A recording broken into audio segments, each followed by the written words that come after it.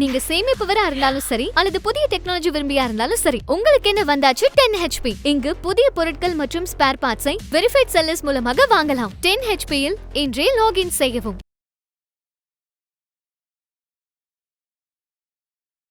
21ஆம் பக்கத்தில் மனுநீதியின் 21ஆம் பக்கத்தில் சனாதனத்தின் 21ஆம் பக்கத்தில் இதெல்லாம் குறிப்பு இருக்கு. அந்த குறிப்பு அறிவாலயத்திலையும் இருக்கு.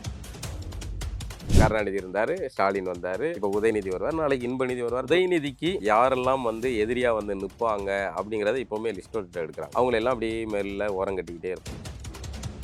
சட்டம் ஒழுங்கு இப்போ நம்ம பாதுகாத்துக்கிட்டு தான் இருக்கோம். போலீஸ் ஸ்டேஷன் மேல பெட்ரோல் குண்டு வீசுறாங்க. சட்டம் ஒழுங்கு எங்க வேகமா இருக்குன்னா, அரசுக்கு எதிராக எவனா ட்வீட் போடுறவன், ஸ்டாலினை விமர்சனம் பண்றவன், விவசாயிகளுக்காக சாலைக்காக நிலம் பறிக்கிறதுக்கு எதிராக போராடுறவங்க, இவங்க மேலதான் அரசு துரிதமா நடவடிக்கை எடுக்கும். பாருங்களேன் சார், அரசை விமர்சிக்கிறது தானே ஒரு பத்திரிகையாளர் வேலை. அரசு தவறான வார்த்தைகளை பயன்படுத்துறது, தவறான வார்த்தைகள் இந்த பதிவுல தானே தவறான வார்த்தைகள். அரசு குறித்து விமர்சிக்கக்கூடியவர்களோட எண்ணிக்கை குறைவு தான். அப்படி வெகு குறைவானவர்கள் தான். அவர்களே இருக்கக்கூடாதுன்னு நினைக்கிறது இந்த அரசு. ஏன் அதை விஜய் பத்தி சொன்னார் அப்படின்னு நினைக்கிறீங்க? அடுத்த கட்டமா வரதா? நீங்க உதயநிதி நடிகர் தானே? அவர் முன்னாடி வந்துட்டார் சார். இதன் பிறகு வரக்கூடிய நடிகர். நீங்க உதயநிதி மேல இருக்கிற கடுப்புல ஒரு அன்பரசன் சொல்றாருன்னு எடுத்துக்க கூடாது. இந்த பேச்சுகள் பதிவு செய்யப்படுறதுல தான் சிக்கலாகுது. ஏன் பதிவு ஆகணும்? பதிவானது தானே பிரச்சனை. காவல்துறை அதை தான் செய்யும். ஒரு கட்சியில 2ஆம் கட்ட தலைவர்களை உடைச்சி பிரிச்சுட்டு போனோம்னா அதுக்கான வேலைகளை செய்யும். இதெல்லாம் செய்யறதுக்கான வாய்ப்புகளை கொடுக்காமல் இருக்கிறது தானே ஒரு கட்சி தலைவர் கழகு. அடுத்தது எவனுமே வளரக்கூடாதுன்னு நினைக்கிறது ஒரு பக்குவப்பட்ட அரசியலா இருக்க முடியாது. வெறுமனே ஒற்றை கட்சி அப்படிங்கிற ஒரு இடம்ங்கிறது ஆபத்தானது. தமிழ் தேசிய கட்சிகள் பல கட்சிகள் உருவாகும். 2026 ஒரு 10 பேர் உள்ள போனால்தான் இந்த கட்சி தாக்குப்பிடிக்கும். அவர் கட்சி அப்படின்னு அவர் அந்த வார்த்தை சொல்றாரு. சீமான் அவர்கள் ஒரு முதன்மையான ஐகான். தமிழ் தேசிய கட்சியில பொறுத்தெடுத்து கொண்டு வந்ததுல எல்லாம் 100% மாற்றுக்கிறதே கிடையாது. எனக்காகத்தான் வந்தா அப்படிங்கிற எண்ணம் ஆபத்தானது.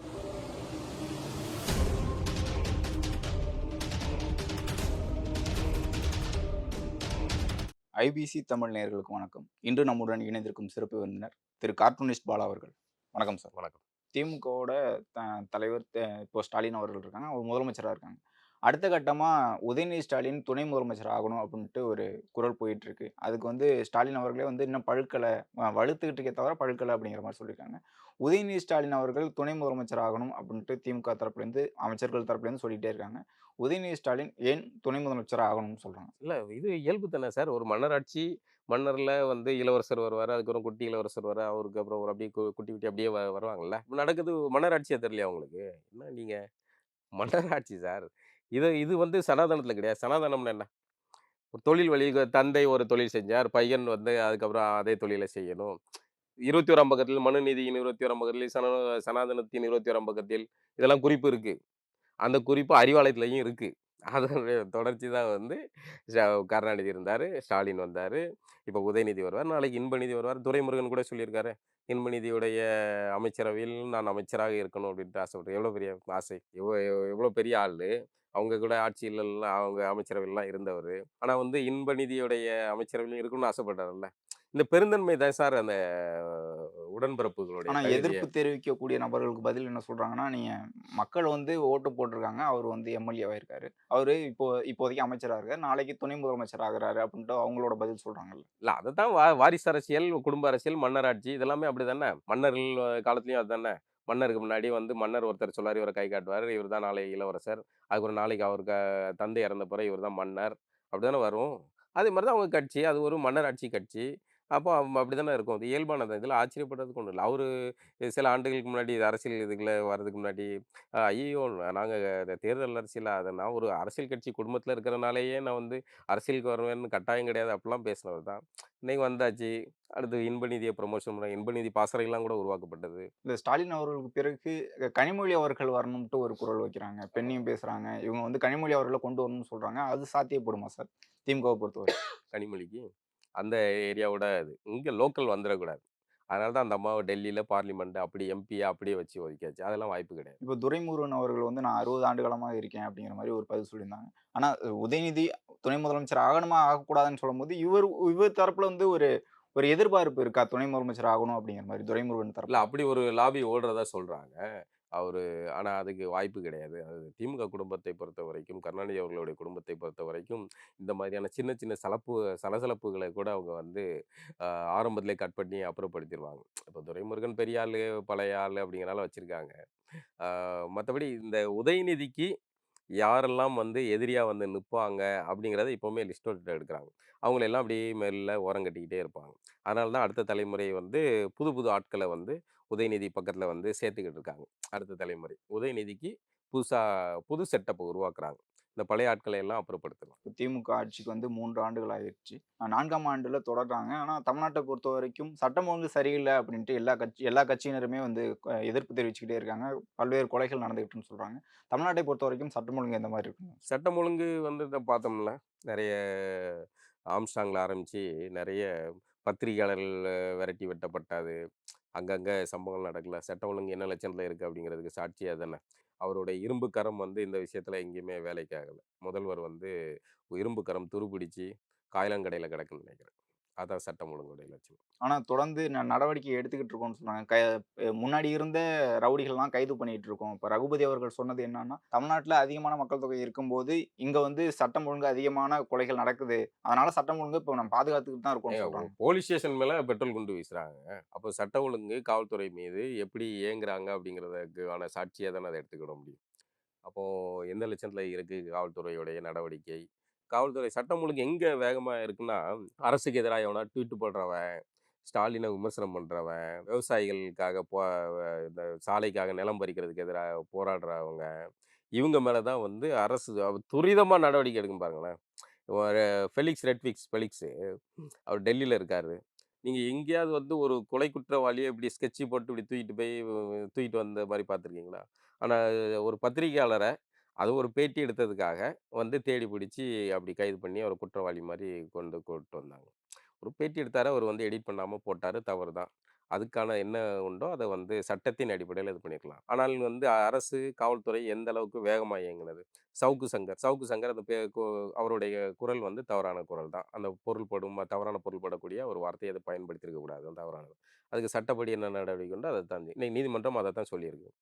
அவர் மேல குண்டர் சட்டம் போட்டத ரத்து பண்ணியிருக்கு. ஆனா ஃபெலிக்ஸ் அவர்களும், சவுக்கு சங்கர் அவர்களும் தொடர்ந்து இது மாரி பண்றாங்க. அதனால தான் அந்த சார் வழக்கு. அரச விமர்சிக்கிறது தானே ஒரு பத்திரிகையாளர் வேல. இல்ல அரசுக்கு தவறான சார்பப்பட்ட வார்த்தைகள பயன்படுத்துறது வந்து தவறான வார்த்தைகள் இந்த பதிவுல தானே தவறான வார்த்தைகள் இருந்தது. எந்த பதிவுல, எந்த விஷயத்துல தவறான வார்த்தைகள் இருந்ததோ, அது தானே வந்து விவாதத்துக்குரியதோ அல்லது விமர்சனத்துக்குரியதோ. அதன் மீது நடவடிக்கை எடுக்க முடியும். இப்ப நான் ஒரு கார்ட்டூன் வரைஞ்சேன்னா, அந்த கார்ட்டூன்ல தவறு இருக்கு அப்படின்னா, அந்த கார்ட்டூன் மீது நடவடிக்கையோ, சட்டப்பூர்வமான நடவடிக்கை எடுக்கலாம். சரிதான். ஆனா வந்து நான் கார்ட்டூனே வரையக்கூடாதுன்னு சொல்றது எப்படி இருக்கு? இப்ப அந்த மாரி தானே இருக்கு. அது மாரி முடக்கிறது.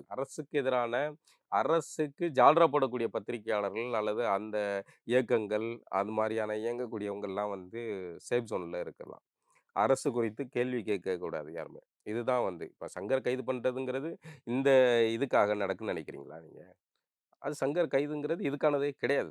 சங்கர் இதற்கு முன்னாடி திமுக அரசு குறித்து, அதன் உள்ள நடக்கிற உள்விவகாரங்கள் குறித்து மற்ற யாருமே பேசாத சூழல்ல, சங்கர் மட்டும் பேசுறார். அதுக்கான வாய்ப்பை ஃபெலிக்ஸ் உருவாக்கி குடுத்தார். அதனால அந்த 2 பேரும் வந்து குறிவைக்கப்பட்டாங்க.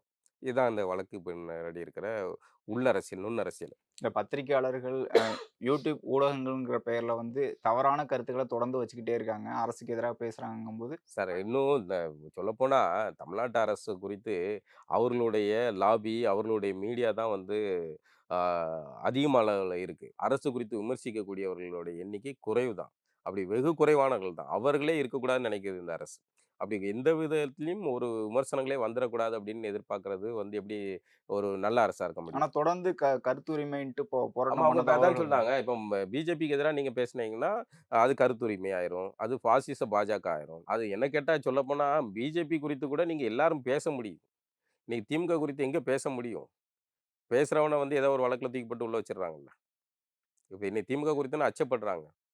யார் பேசுறா? யார் வெளிப்படையா பேசுறா? 1, 2 பேர் இருக்காங்க. மத்த யார் வந்து பொதுவான பத்திரிகையாளர்கள் யார் பேசுறா? யாருமே பேசுறதில்ல. ஆனா பொதுவா வந்து எல்லாருமே வந்து பிஜேபி சங்கிகள் அப்டின்னா எல்லாருமே களத்துல இறங்கி பேசுறாங்கல்ல. அந்த லாபி தான் அதிகம். என்ன கேட்டா திராவிட மாடல் அந்த அவர்கள் வச்சிருக்கிற அந்த மீடியா லாபி தான் வந்து அதிகமா இருக்கு தமிழ்நாட்ட பொறுத்தவரைக்கும். அதுதான் ஒரு பாசிசமா இயங்கிட்டு இருக்கு தமிழ்நாட்டுல. இப்போ 22 மீனவர்கள் வந்து கைது செய்யப்பட்டாங்க, இலங்கை கடற்படையால. தொடர்ந்து இந்த மாதிரியான சம்பவங்கள் நடந்திருக்கு. அ த தமிழக அரசு சரியான நடவடிக்கை எடுக்கணும்னு சொல்றாங்க. இந்த தொடர்றதுக்கான காரணம் என்ன சார்? இந்திய அரசும் சரியான நடவடிக்கை எடுக்கலன்னு சொல்றாங்க. மீனவர்களோட பாதிப்பு பற்றி. இல்ல அது தமிழக மீனவர்கள் பொறுத்தவரைக்கும் அது ஒரு சாபக்கேடுங்கிற மாரி அவன் இந்தியால வந்து எங்க மீனவர்கள் கைது செய்யப்பட்டாலும் அவன் இந்திய மீனவனா ஆயிருவான். தமிழ்நாட்டுல மீனவன் மட்டும் தான் வந்து அவன் கைதானா அவன் வந்து தமிழ் மீனவனா இருப்பான். அதனால அது இந்திய அரசு பெரிய அளவுல ஆர்வம் காட்டாது. ஒரு 2 மீனவர்கள் கொல்லப்பட்டதா, கேரளா அரசு வந்து அந்த கப்பற்படையை சார்ந்தவர்கள வந்து இழுத்துட்டு வந்து நிறுத்துனாங்கல்ல. நடவடிக்கை எடுத்தாங்கல்ல. நடுங்க நடுங்க வச்சாங்கல்ல. அத ஏன் வந்து இந்த பக்கத்துல இருக்கிற ஒரு குட்டி நாடு மேல இவங்களால செய்ய முடிய மாட்டேங்குது? இவ்வளதையும் நீங்க தான் எல்லா உதவிகளும் செய்றீங்க. அப்ப ஏன் செய்ய முடிய மாட்டேங்குது? யாரு இப்போ இதுக்கு முன்னாடி இருந்து இப்படிலாம் குடைச்சல் குடுக்கணும் அப்படிங்கிறதுக்கான ஸ்கிரிப்ட் எங்கேருந்து வருது? இப்ப இது எது செய்யுது? அப்படிலாம் எல்லாமே சந்தேகத்துக்குரியதா இருக்கு. அதனால இந்திய அரசு வந்து ஆட்சிகள் மாறலாம். தமிழக மீனவர்களுடைய இந்த சோக நிலை வந்து மாறுறதில்ல. இப்ப அதிமுகவ பொறுத்தவரைக்கும் அதிமுக கட்சிய பொறுத்தவரைக்கும் தொடர்ந்து உட்கட்சி பிரச்சனை போயிட்டே இருக்கு. ஒரு பக்கம் வந்து ஓபிஎஸ் அவர்கள் வந்து கட்சிய வந்து ஒன்றாக இணைக்கணும் அப்படின்னு சொல்லிட்டு இருக்காங்க. சசிகலா அவர்களும், டிடிவி அவர்களும் என்ன சொல்றாங்கன்னா, கட்சி ஒன்றானா தான் ஆட்சி அதிகாரத்த பிடிக்க முடியும்னு சொல்றாங்க. ஆனா எடப்பாடி அவர்கள் இத வந்து கண்டுகொள்ளவே இல்ல அப்படின்னு சொல்றாங்க. எடப்பாடி அவர்கள பொறுத்தவரைக்கும் இந்த அதிமுக ஆட்சி வரணுங்கிறதுக்காக இந்த இணைக்கக்கூடிய ஒரு போக்க வந்து கையில எடுப்பார்ன்னு நினைக்கிறீங்களா? இல்ல அவரு வாய்ப்பு இல்லன்னு தான் நினைக்கிறேன். அது திரும்ப சாத்தியம் கிடையாது. ஏன்னா எடப்பாடிக்குன்னு ஒரு பொது தளத்தில ஒரு இத உருவாகி இருக்கு. அவரு திரும்ப பழையபடி பேக் டூ பெவிலியன் சேர்க்கையில போறதுக்கான இத விரும்ப மாட்டாரு அவரு. அதனால அது வாய்ப்பில்ல. திரும்ப கூடுமான வரைக்கும் சசிகலாவையும், பன்னீர்செல்வத்தையும் விலக்கி வைக்க தான் அவரு விரும்புவாரு. இந்த ஆட்சி அதிகாரத்திற்கு வந்து வாக்கு சதவீதம் முக்கியமா இருக்கு. இப்போ இவர்கள்லாம் விலக்கி அது வச்சிருக்கும்போது வந்து கூட்டணி கட்சிகள் உருவாகுறத பொறுத்து மாறக்கூடியதுங்க. அது 2026 தேர்தல்ல இப்போ இருக்கிற நிலைமை அப்படி இருக்கும்னு சொல்ல முடியாது. அப்போ என்னென்ன கலவரங்கள் நடக்குது? திமுக கூட்டணியில என்னென்ன மாற்றங்கள் நடக்குது? அங்கேருந்து எத்தன பேர் அத்துட்டு வரான்? அப்படிங்கிறதெல்லாம் பொறுத்து அது சூழல் மாறும். இப்ப இவங்க 2 பேரும் வந்து சேர்ந்துட்டா மட்டும் இதாகுமான்னு உடனே வந்து அதிகாரத்த பிடிச்சிருவாங்களா என்ன? எடப்பாடி அவர்கள் வந்து கூட்டணி கட்சிகள வந்து இணைக்கணும். அதுக்கான சரியான வேலைகள் பார்க்கணுன்ட்டு ஓபிஎஸ் அவர்கள் தொடர்ந்து பேசிட்டே இருக்காங்க. சர்வாதிகாரி மாரி செயல்படுறாரு ம். எடப்பாடி பழனிசாமி அப்படின்னு சொல்றாங்க. கூட்டணி குறித்தான ஒரு ஒரு போக்கு வந்து எடப்பாடி அவர்கள் சரியான கையில எடுக்கிறாங்கன்னு நினைக்கிறேன். இல்ல அது கடந்த நாடாளுமன்ற தேர்தல்ல கடைசி நேரத்துல பாமகவுடைய மாறுதல்னால நடந்தது. அப்படி ஒரு சூழல் நடக்கலன்னா, அதிமுக வந்து ஒரு மிகப்பெரிய ரோல் வகிச்சிருக்கும் நாடாளுமன்ற தேர்தல்ல. அந்த சூழல் 2026லயும் நடக்கும்னு சொல்ல முடியாதுல்ல. அதுக்காக சொல்றேன். அது திரும்ப வந்து கள நிலவரம் மாறும்ல. இவருடைய பதட்டம் என்னன்னா, திரும்ப எப்படியாவது கட்சிக்குள்ள வந்து சேர்ந்துரணும் அப்படின்னு நினைக்கிறாரு அவரு. அது ஒரு காலமும் நடக்க வாய்ப்பில்லன்னு நினைக்கிறேன். அண்ணாமலை அவர்கள் என்ன சொல்றாங்கன்னா, 2026ல 4 முனை, 5 முனை போட்டியாக தான் இருக்கும். அ கூட்டணியை தவிர கூட்டாட்சி ஒன்று ஒரு நிர்பந்திக்கக்கூடிய ஒரு நிலை இருக்கும் அப்படின்னு சொல்றாங்க. திமுகவும் இருக்கக்கூடிய கட்சிகளுக்கு வந்து கூட்டாட்சியை அமைத்து கொடுத்தால் தான் அங்க ஆட்சிய பிடிக்க முடியும் அப்படிங்கிற மாரி பதில் சொல்றாரு. அண்ணாமலை அவர்களோட கருத்த பத்தி சொல்லுங்க சார். இல்ல கூட்டாட்சி தான் சரி. இங்க மட்டும் இல்ல. இப்போ மத்தியில வந்து ஒன்றிய அரசு, அங்க கூட்டணிகளுடைய தயவுல நடக்குது. அப்ப அந்த கூட்டாட்சி முறை அங்க உருவாகணும். அதேமாரி தமிழ்நாட்டுல கூட்டணி கட்சிகளுடைய தயவுல தான் ஒரு ஆட்சி அதிகாரம் வரணும். அதுதான் சரியா இருக்க முடியும். தனித்த பெரும்பான்மையோட ஒரு கட்சி உருவாகி அதிகாரத்த பிடிக்கிறது வந்து ஒரு எதேச்சதிகார போக்குல தான் இருக்கும். கூட்டணி கட்சிகளுடைய கூட்டாட்சி முறை தான் சரியானது இருக்கு. அரசு பங்கீடு, ஆட்சியில் பங்கீடு. இது ஒரு நாளைக்கே திமுக வந்துச்சுன்னா, இன்னைக்கு விசிகாவுக்கு ஒரு அ அமைச்சர் பதவி குடுக்கணும். மத்த கம்யூனிஸ்ட்டுகளுக்கு ஒரு அமைச்சர் பதவி குடுக்கணும். காங்கிரஸுக்கு குடுக்கணும். இப்படி கூட்டணி கட்சிகளுக்கெல்லாம் குடுக்கணும். அதுதான் சரியா இருக்க முடியும். ஏன்னா, அவர்களுடைய வாக்குகள்லாம் வாங்கி தானே ஜெயிச்சு தானே நீங்க ஒரு அதிகாரத்த பிடிக்கிறீங்க. அப்ப அதுல மட்டும் ஏன் பங்கு குடுக்க மாட்டேங்கிறீங்க? அப்போ இந்த 26 தேர்தல்ல அண்ணாமலையுடைய கருத்து நடக்கிறதுக்கான வாய்ப்புகள் இருக்கு. ஏன்னா, அடுத்து வந்து விஜய் வரப்போறாரு. அவருக்கு அதிகாரத்த பிடிக்கணும்னு ஆசை இருக்கு. அதுக்கப்புறம் விஜய், சீமான் கூட்டணி உருவாகலாம், உருவாகாம போகலாம். சீமான் தனித்தே கூட நிக்கலாம். அப்போ எந்த மாரி சூழல் உருவாகுது அப்படிங்கிறதெல்லாம் பொறுத்து, அந்த களமுனை வந்து பல முனை போட்டிகளா மாறும். திமுகவோட அன்பரசன் அமைச்சர் அவர்கள் வந்து பேசினாங்க. நடிகர்கள் வந்து அரசியலுக்கு வருவாங்க. ஆனா, அரசியல் அறிவு இருக்காது அப்படிங்கிற மாரி பேசினாரு. அது குறிப்பிட்டு விஜய் அவர்கள தான் தாக்கி பேசுறாரு அப்படின்னு சொல்றாங்க. அ நடிகர்கள் குறித்து தொடர்ந்து எம்ஜிஆர் குறித்தும், ஜெயலலிதா குறித்தும் விஜய் அவர்கள் இப்படி குறிப்பிட்டு நடிகர்கள பத்தி சொல்லியிருக்காரு. இது குறித்தான உங்களுடைய பார்வை என்ன சார்? இல்ல அது நீங்க வந்து ஏன் அத வந்து விஜய் பத்தி சொன்னாரு அப்படின்னு இல்ல நினைக்கிறீங்க? அடுத்த கட்டமா வர்றது நீங்க அவரு தானே. உதயநிதி நடிகர் தானே? இல்ல அவரு முன்னாடியே வந்துட்டாரு சார். இதன் பிறகு வரக்கூடிய ஏன் சார் நடிகர்கள நீங்க சொல்றேன். உதயநிதி மேல இருக்கிற கடுப்புல ஒரு அன்பரசன் சொல்றாருன்னு ஏன் எடுத்துக்க கூடாது? நடிகர்கள் வந்து அவர் துணை முதல்வர் ஆகணும்னு ஆசைப்படுறாரு. அதுக்கு எதிரா தாமோ அன்பரசன் வந்து பேசிக்கிறாரா? அப்படி ஏன் யோசிக்க மாட்டேங்கிறீங்க? ஏன் நீங்க விஜய்க்கு போறீங்க? அப்ப உதயநிதி நடிகர் இல்லையா? அவர் நடிக்கலையா? டான்ஸ்லாம் பயங்கர ஸ்டெப்லாம் போடுவாரே! அதெல்லாம் நடிப்புலாம் இல்லையா? அவரு உதயநிதிக்கு எதிரா பேசினா தான் நம்ம வச்சுக்கிடுவோம். உதயநிதிக்கு எதிரா பேசுறாரு. உதயநிதி துணை முதல்வர் ஆகி இல்ல அவரு ஆயிறக்கூடாது. என்ன சொல்றாருன்னா, நீண்ட காலமா நம்ம கட்சி இருந்திருக்கு. 10 ஆண்டுகளா ஆனா வந்து நம்ம ஆட்சிய பிடிக்க முடியல அப்படின்னு சொல்றாரு. மற்ற கட்சிகள் வந்தா எப்படி ஆட்சி பிடிக்க முடியும்னு சொல்றாரு.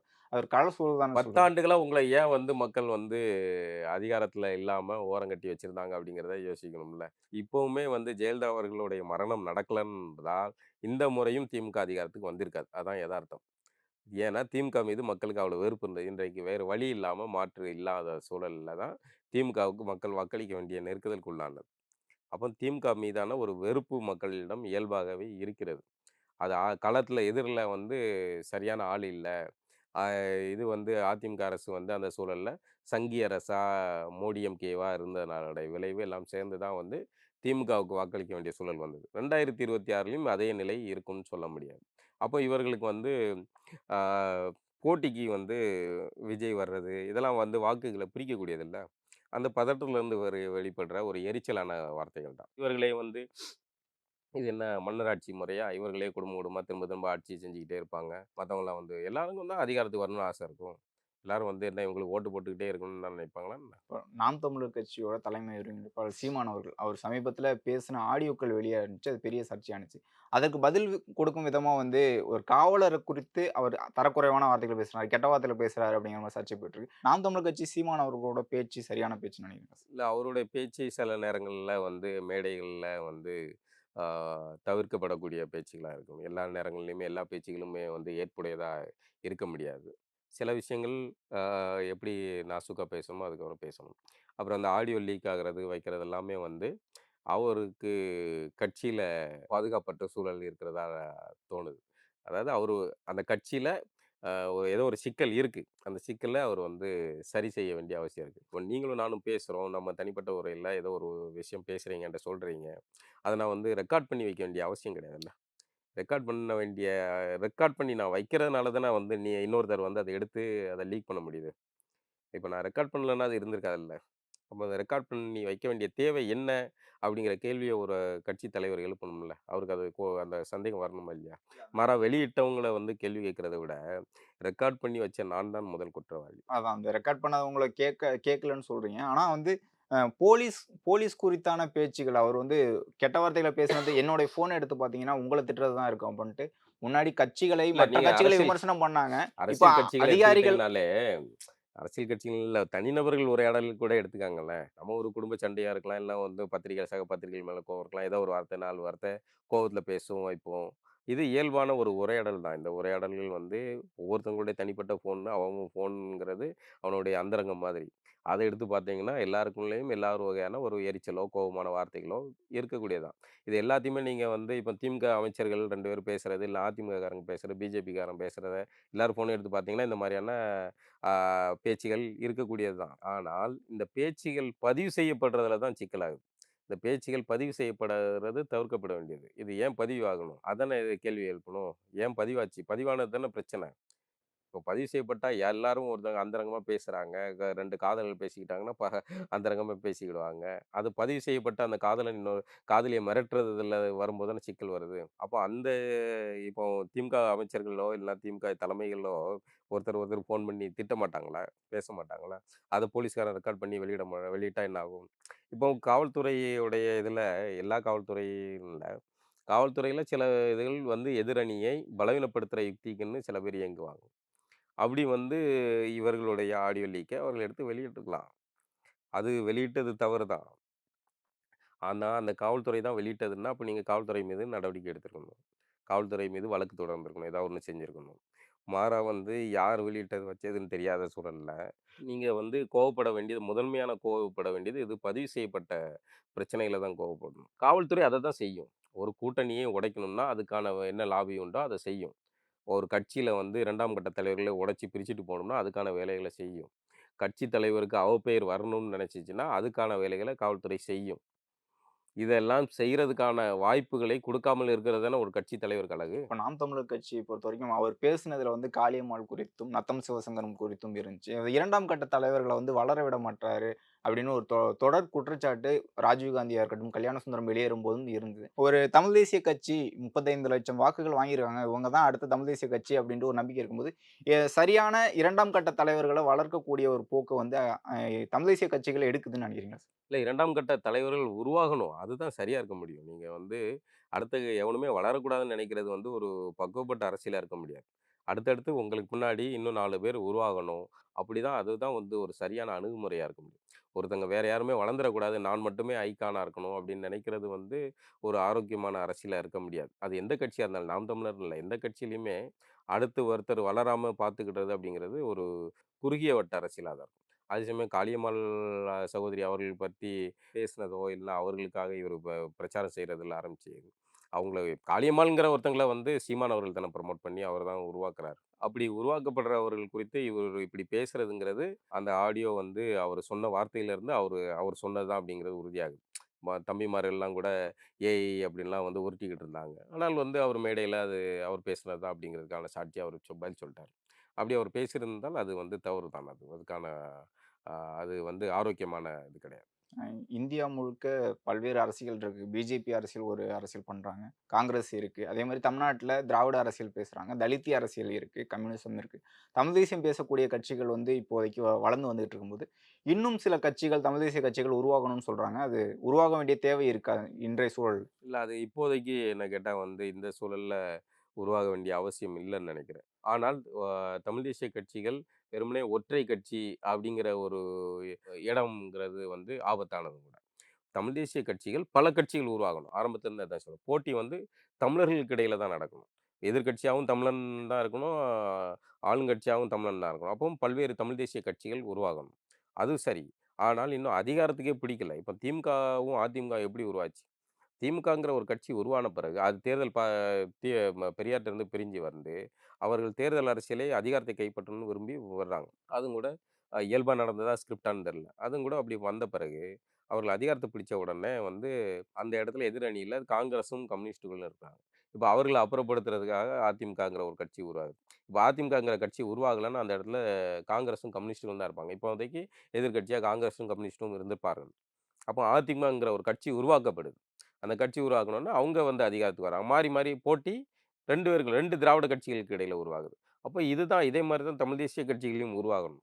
ஆனால், நீங்க வந்து இன்னும் ஆரம்பிக்கவே இல்ல. அதுக்குள்ள கிளம்பக்கூடாது. இன்னும் அத அவன் மொக்கச்சாமி காமெடி மாரி, இன்னும் அதிகாரத்துக்கே பிடிக்கல. அதுக்குள்ள நீங்க பல கிளைகளா பிரியிறதுங்கிறது, அந்த 4 காளைகள பிரிச்சு விட்டு சிங்கம் வேட்டையாடுற மாரி, அந்த கதை பஞ்சதந்திர கதைகள் மாரி தான். அது இப்போதைக்கு அப்படி ஒரு நகர்வு நடக்குன்னா, அது வந்து ஒரு பிரித்தாளக்கூடிய இதுதான். இவர்கள்ட்ட பிரச்சனை இருக்கான்னா, பிரச்சனை இருக்கு.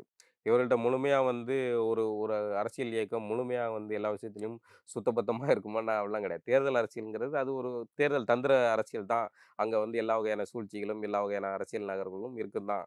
அங்கேயும் வந்து குழு மனப்பான்மைகள் இருக்கும், போட்டிகள் இருக்கும், பவர் சென்டர் பாலிடிக்ஸ் இருக்கும். ஒருத்தன் கால பிடிச்சு ஒருத்தன் இழுக்கிறது, எல்லாமே அங்கேயும் நடக்க தான் செய்யும். ஆனால் அவர்கள் வந்து வளர்ந்து அதிகாரத்துக்கு போன பிறகு பல கட்சிகளா உருவாகுறது சரியா இருக்க முடியும். ஆனால் இன்னும் அவர்கள் அதிகாரத்த பிடிக்கிறதுக்கான முனைப்புல தான் இருக்காங்க. 2026ல ஒரு குறைஞ்சது ஒரு 10 பேர் உள்ள போனால் தான் இந்த கட்சி தாக்கு பிடிக்கும். அதுக்கு முன்னாடி இங்க வந்து பல பேரு பல கட்சிகளா சிதறுண்டு போகும்போது இதாகும். இதை வந்து சீமான் அவர்கள் தான் வந்து சரி செய்யணுமே வெளிய, கட்சியிலேருந்து ஏன் இத்தன பேர் நீக்கப்படுறாங்க? ஏன் திடீர்னு ஒரு லெட்டர் பேட் கையெழுத்த போட்டு இத்தன பேர அனுப்புறாங்க? இதெல்லாம் அவரு தான் பார்க்கணும். அவர் கட்சி அப்படின்னு அவரு அந்த வார்த்தைய சொல்றாரு. அது வந்து சீமான் அவர்கள் ஒரு முதன்மையான ஐகான். அவர் தொண்ட தண்ணி வத்தி, அவரு தான் கட்சிய ஊர் ஊரெல்லாம் கொண்டு போய் வளர்த்து, அத தமிழ் தேசிய கருத்தியல பொதுத்தளத்துக்கு கொண்டு வந்ததுலலாம் 100% மாற்று கருத்தே கிடையாது. ஆனால் அவர் பின்னாடி திரண்டவங்கலாம் வந்து வெறுமனே சீமானுக்காக திரண்டவங்க கிடையாது. அவன் தமிழர் அரசியல், தமிழ் நிலம், தமிழ் இனம் பேருக்காக வந்து வந்து சேர்ந்தவங்க. அத வந்து இவரு வந்து இதே கருத்தியல வந்து இவரு திராவிட அரசியல் பேச சொல்லுங்களேன் இன்னைக்கு. சீமான் அவர்கள் இதே விட்டுருங்களேன். இதே நாம் தமிழர்ங்கிற பேர்ல இவரு திராவிட ஆதரவு அரசியல் பேசட்டுமே. நாங்கள் திராவிட இனம்னு சொல்லட்டுமே. இந்த 35,00,000 பேர் அவருக்கு முன்னாடி நிக்கானான்னு பார்த்துரும். அப்ப அத அப்படி சொல்லக்கூடாதுல்ல. நீங்க ஒரு ஐகான். நீங்க ஒரு மிகப்பெரிய திராவிடத்துக்கு ஒரு மிகப்பெரிய அதிர்ச்சிய நீங்க குடுத்துருக்கீங்க. அது ஒரு முன்கள வீரனாக நீங்க வந்து அத கொண்டு வந்திருக்கீங்க. அதெல்லாம் பெருமைக்குரியது தான். ஆனால் அந்த எனக்காக தான் வந்தா அப்படிங்கிற எண்ணம் வந்து ஆபத்தானது. சரிங்க சார். இவ்வளவு நேரம் உங்களுடைய நேரத்தை ஒதுக்கி உங்களுடைய கருத்துக்களை தெரிவித்ததற்கு மிக்க நன்றி. ரொம்ப நன்றி. நீங்க சேமிப்பவரா இருந்தாலும் சரி அல்லது புதிய டெக்னாலஜி விரும்பியா இருந்தாலும் சரி, உங்களுக்கு என்ன வந்தாச்சு 10 HP. இங்கு புதிய பொருட்கள் மற்றும் ஸ்பேர் பார்ட்ஸை வெரிஃபைட் செல்லர்ஸ் மூலமாக வாங்கலாம். 10 HP இல் இன்றே லாகின் செய்யவும்.